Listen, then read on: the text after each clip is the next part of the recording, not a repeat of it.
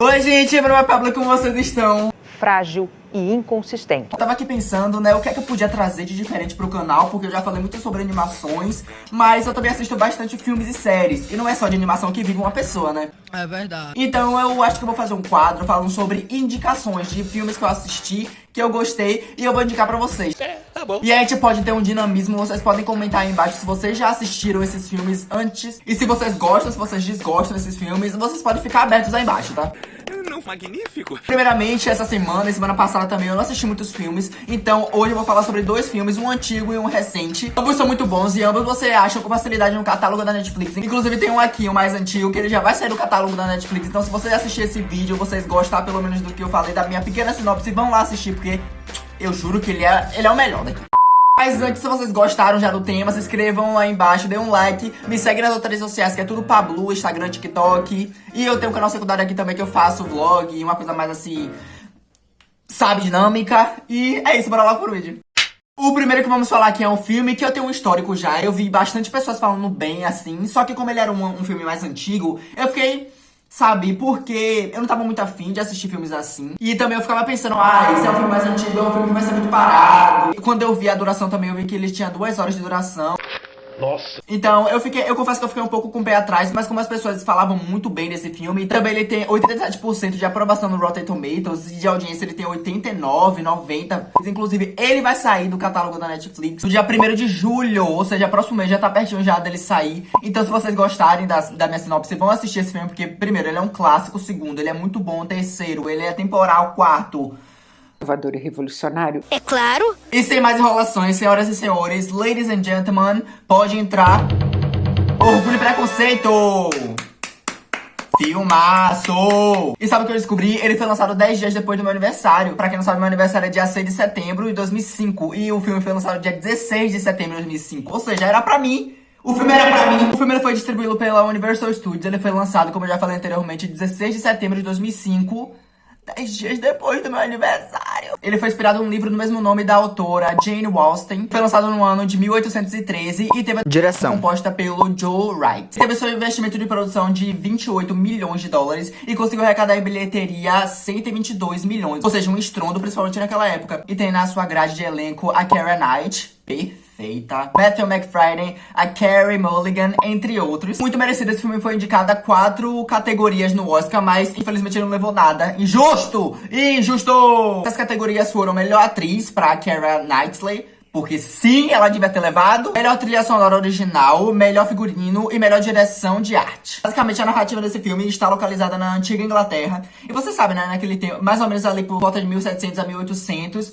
E você sabe, né, que naquela época era muito estigmatizado, principalmente as mulheres se casarem. Então, elas ficavam dentro da casa dos pais até elas conseguirem se casar e aí conseguir sair pra ir morar com o marido delas. Esse filme narra a história da Elizabeth Bennet. Basicamente, é uma história de romance entre ela e seu Darcy, amigo do Charles Bindley, Perfeitamente tolerável, se ouso dizer, mas não bonito o suficiente para mim. interpretado pelo Simon Woods, o qual ele é muito cobiçado porque ele tem dinheiro, ele tem posses, e aí todo mundo já fica, ó, de olho nele. Mas não só falando da história da protagonista, que no caso é a Elizabeth, mas falando também das outras irmãs. Ela tem mais 4 irmãs, todas mulheres. O filme vai narrando bem superficialmente, mas a história das irmãs dela também. Narra a história da Lídia. Narra a história da Lídia também, que é uma menina super nova, super impulsiva também, que acaba saindo de casa, fugindo de casa, se casando, depois voltando.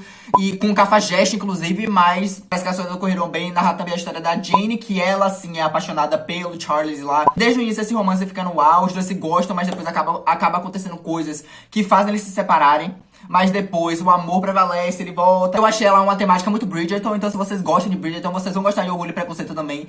E de cara, você já vai se assustar com a duração desse filme, que é 2 horas. Mas eu juro por Deus, gente, que eu fiquei tão entretido nesse filme que eu nem reparei a hora passando, sabe? Hoje o tempo voa, amor. Sabe quando você sente que o filme tá chato e aí você toda hora fica clicando pra ver se o filme já tá acabando? Isso não aconteceu comigo em Orgulho e Preconceito. Sério. Um filme muito gostoso de se assistir, sabe? Embora ele seja bem paradinho assim, como era antigamente os filmes, muito bom, você não tá entendendo. O cenário, as roupas, você realmente se sente imerso ali na história, sabe? Principalmente da Elizabeth.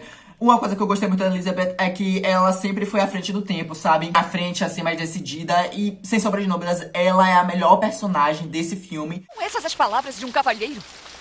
Desde o momento em que o conheci, toda a sua arrogância e presunção, todo o seu desdém egoísta pelos sentimentos dos outros, me fizeram compreender que o senhor era o último homem na face da terra com quem eu poderia pensar em me casar. Principalmente a química de milhões entre o seu Darcy e a Elizabeth. Todos eles conseguiram entregar a emoção que precisava, sabe? E uma coisa boa é que vou dar um spoiler muito hard aqui. O filme não tem beijo e ele termina em aberto, mas a gente sabe o que é que aconteceu no final, mas ele termina em aberto. Disso eu fiquei um pouco triste, porque eu queria realmente ver eles se casando, mas a química deles é tão gostosa, é realmente pra indicar a pureza, sabe, do casal. Não precisa o toque físico. O importante é o sentimento mútuo entre os dois. Isso é uma coisa muito linda. De início, a Elizabeth, ela já gostou do seu Darcy de cara, assim. Só que o seu Darcy é aquele tipo de homem bem conservador, sabe? Intelectual. Então, ele não dá muita brecha pra ela de início, mas com o passar do tempo, com o amor dele aumentando, ele vai começando a se abrir mais. Inclusive, ele é a primeira pessoa que confessa pra ela que ele gosta dela. Eu amo ardentemente. Mas aí eles acabam brigando. É bem enemies to lovers, sabe? No início eles brigam bastante, depois eles discutem, mas depois eles vão se afeiçoando um ao outro. A cena de baba-ovo desse filme, vocês entenderam, né? O quanto eu gostei. Repito, o filme vai sair do catálogo da Netflix agora, dia 1º de julho, então corre, vai assistir. Vou falar sobre o filme mais recente que eu assisti. Eu não tava dando muita atenção a esse filme porque eu tava vendo muitas pessoas falarem sobre isso, mas eu assisti o filme The Mother, que é o novo filme da Jennifer Lopez, que foi lançado também no catálogo da Netflix. E uma coisa que me surpreendeu bastante é que ele se tornou o 8º filme mais assistido da Netflix. Nossa! Uau! Eu vejo que aqui no Brasil ele não fez muito sucesso, mas como a Jennifer Lopez ela é muito conhecida lá fora, ela não é tão conhecida aqui, então acho que o filme fez mais sucesso lá do que cá. Acreditem ou não, essa safada tem 62 anos. Mas ela tá conservada. Se quiserem ter essa cara quando tiverem 62, eu sugiro que comprem produtos Ivone. Mas uma coisa é certa, esse filme tá recebendo bastante crítica, principalmente pelos críticos e também pela audiência, sabe? Porque às vezes o filme não precisa agradar os críticos, precisa agradar mais a audiência, porque a audiência que assiste, a audiência é que vai atrás dos atores, que faz a gente se fascinar. Não aconteceu muito em The Mother, passou meio despercebido, sabe? E eu sinto também isso. Ele é um filme bonzinho, ele é um filme muito, muito bom assim pra passar o tempo, sabe? Aquele filme que você bota só por querer mesmo, vou assistir aqui, tem a Jennifer Lopez, eu quero ver gente bonita, então eu vou assistir. Não tem nada assim que me marcou também. Então, eu compactuo com o que as outras pessoas falaram. Inovador e revolucionário? Não. Ele recebeu no Rotten Tomatoes 43% dos críticos e 69% da audiência. Então, você vê, né, que ficou ali. Os críticos ficou ruim, a audiência também ficou ali na meiuca. A produção Netflix ele foi lançada em 12 de maio de 2013, esse ano, e conta com as atrizes principais da Jennifer Lopez e a Lucy Paz. O resto não importa não, porque nem aparece direito. Enquanto tu tava aí mamando na teta do governo, eu tava andando de busão. A Lucy Paz, a atriz que fez a Zoe, a filha da Jennifer Lopez, ela nasceu no México, gente. Mas ela se mudou pro Texas bem pequenininha, mas ela nasceu no México. Basicamente, o filme, ele narra a história da personagem da Jennifer Lopez. Começa o filme grávida. Ela recebe uma facada na barriga, mas felizmente ela consegue ter a filha dela. E desde o início ela ama muito a filha dela, mas ela precisa se separar porque ela já tá ameaçada, ela tá avisada. Porque ela antigamente era do FBI. E ela se destacou porque ela era a melhor entre os homens, sabe? Tirava muito bem e ela era muito ágil, então as pessoas começaram a ficar com inveja dela. Porque ela teve que sair, ela começou a ficar avisada pra não colocar em perigo, em risco a vida da filha. Ela resolve se separar da filha, então ela dá pro amigo dela, o William, aí o amigo dela dá a Zoe pra uma família adotiva. Os sequestradores acham ela, e aí ela é sequestrada e a Jennifer Lopez, ela volta pra conseguir resgatar a sua filha. Dá pra sentir, sabe, o laço fraternal, porque realmente a Jennifer Lopez, ela faz de tudo pra salvar a filha dela. O filme ele nem dá brecha pra outra narrativa senão a da filha e da mãe. Até o personagem do William, ele acaba morrendo depois. O que tinha mais relevância entre os personagens secundários, ele acaba morrendo. A crítica desse filme é que tem uma cena que ela vai torturar uma pessoa, sabe? Porque ela quer uma informação e aí ela acaba achando uma pessoa e tortura ele, sabe?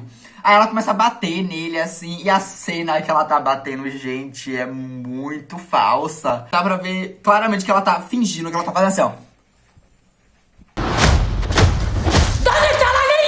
Nossa, aquela cena eu senti vergonha ali, é sério. Mas eu só vou repetir o que eu falei anteriormente, esse filme é um filme bonzinho, tá? Você não vai desgostar desse filme. Mas não é um filme que vai marcar a sua vida. Não tem nada de, nossa, uma coisa assim muito fora do normal, como foi, por exemplo, Bird Box. Não é um Bird Box da vida.